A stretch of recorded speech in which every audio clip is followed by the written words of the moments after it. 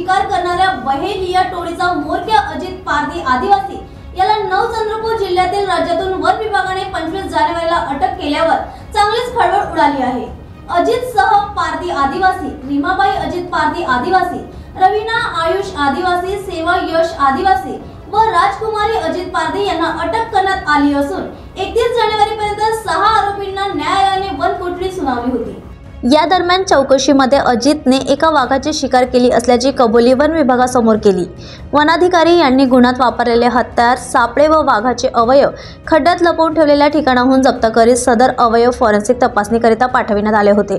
Forensic अहवालात सदर अवयव वाघाचे असल्याचे स्पष्ट झाले असून विशेष म्हणजे या प्रकरणाशी संबंधित संशयी आरोपी 50 वर्षीय लालनी सुंग याला शिलाँग येथून ताडोबा अंधारी व्याघ्र प्रकल्पाचे उपसंचालक व 3 सदस्यीय प्रमुख आनंद रेड्डी एलू यांनी अटक केली असता वाईल्ड लाईफ क्राईम कंट्रोल ब्युरोच्या सहयोगाने आरोपी लालनी सुंगला चंद्रपुरातून आणण्यात आले।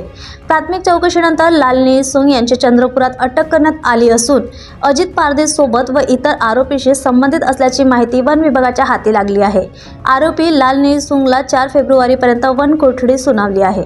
पोलीस टाइम न्यूज साठी स्वप्नील धारगवीची रिपोर्ट।